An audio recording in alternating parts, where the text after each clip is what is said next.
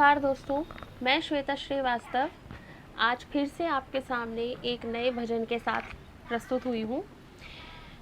पहले तो आप सबको नवरात्रि की हार्दिक शुभकामनाएं। आज नवरात्रि का तीसरा दिन है, संग ही में वीरवार भी है, विष्णु भगवान जी का दिन है। इस दिन मैं आपके लिए एक भजन लेके आई हूँ जो कि रावण और श्री राम जी के संवाद पर आधारित है।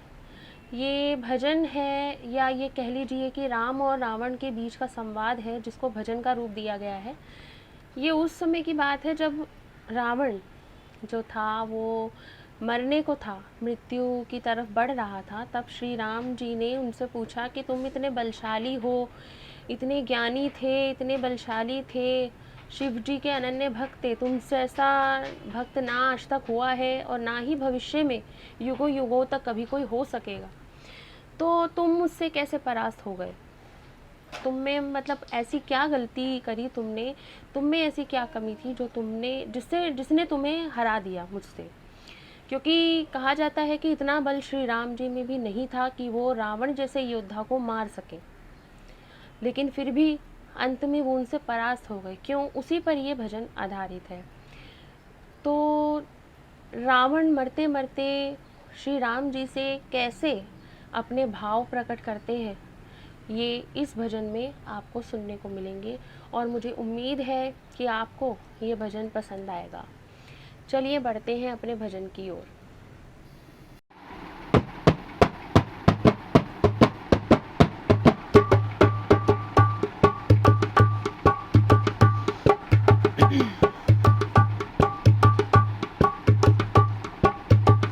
राम सुन लो मेरी बात तुम गौर से, राम सुन लो मेरी बात तुम गौर से, क्यों पराजित हुआ आपसे युद्ध में, क्यों पराजित हुआ आपसे युद्ध में। राम सुन लो मेरी बात तुम गौर से, राम सुन लो मेरी बात तुम गौर से, क्यों पराजित हुआ आपसे युद्ध में, क्यों पराजित हुआ आपसे युद्ध में। जानकी की वजह से ना मैं मर सका, जानकी की वजह से ना मैं मर सका, जानकी की वजह से रहा शुद्ध में, जानकी की वजह से रहा शुद्ध में। राम सुन लो मेरी बात तुम गौर से। राज मेरा बड़ा, कुल भी मेरा बड़ा, बल भी मेरा बड़ा, आयु मेरी बड़ी। राज मेरा बड़ा, कुल भी मेरा बड़ा, आयु मेरी बड़ी, बल भी मेरा बड़ा। वेद चारों छह हो, शास्त्र कंठस्थ है, ज्ञान में भी बड़ा तुमसे बल बुद्धि में। वेद चारों छह है, शास्त्र कंठस्थ है, ज्ञान में भी बड़ा तुमसे बल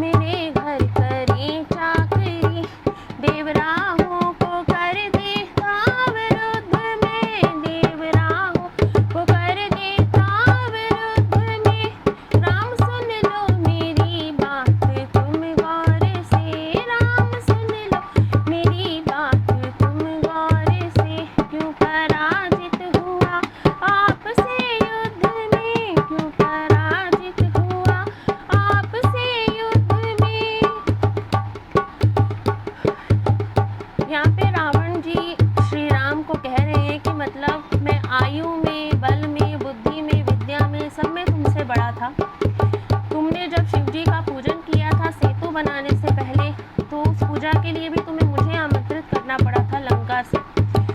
और आप यकीन नहीं करेंगे, तब रावण अपना राजवैभव त्याग कर एक पंडित के वस्त्र धारण करके, पंडित का रूप धारण करके श्री राम जी का पूजन पूरा करवाने के लिए उनके पास आए थे, जबकि वो जानते थे कि ये पूजन उनके नाश के लिए ही है।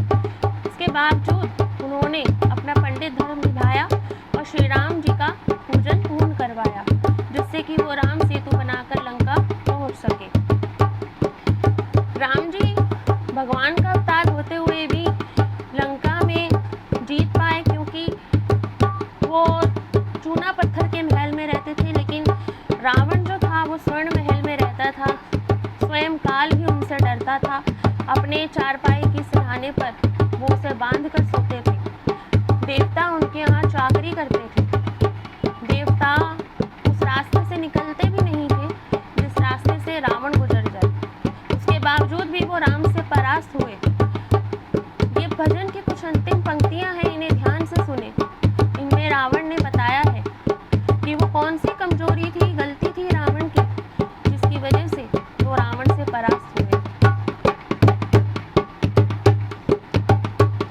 मैंने अपनों को ठुकरा के गलती करी, मैंने अपनों को ठुकरा के गलती करी, बावरा तुमने अपने लगाया गले, बावरा तुमने अपने लगाया गले, मैंने अपनों को ठुकरा के गलती करी, बावरा तुमने अपने लगाया गले। वो भरत तेरा भाई तेरे संग खड़ा, वो भरत तेरा भाई तेरे संग खड़ा, मेरा भाई खड़ा मेरे विरुद्ध में, मेरा भाई खड़ा मेरे विरुद्ध में। राम सुन लो मेरी बात तुम गौर से, राम सुन लो मेरी बात तुम गौर से, क्यों पराजित हुआ आपसे युद्ध में, क्यों पराजित हुआ आपसे युद्ध में। कई लोगों को युगों युगों से बहुत बड़ी गलतफहमी है कि रावण का अंत जानकी हरण के पीछे हुआ था, लेकिन ऐसा नहीं है। रावण की कुछ अपनी अहंकारवश गलतियां हुई थी, जिसकी वजह से उसका अंत हुआ।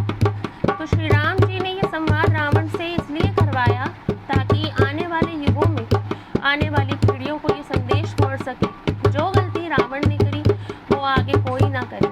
हमें अपनों को कभी ठुकराना नहीं चाहिए। दुख में सुख में अपने ही होते हैं वो जो काम आते हैं। अगर हम अपनों को ठुकराते हैं या हमारे अपने हमें ठुकराते हैं, तो हमारा अंत रावण की तरह ही निश्चित है। तो हमें इस वजह से सीख लेनी चाहिए कि जो गलती रावण ने करी वो हम भविष्य में अपने कहीं नहीं करेंगे। राम सुन लो मेरी बात तुम गौर से, राम सुन लो मेरी बात तुम गौर से, क्यों पराजित हुआ आपसे युद्ध में, क्यों पराजित हुआ आपसे युद्ध में।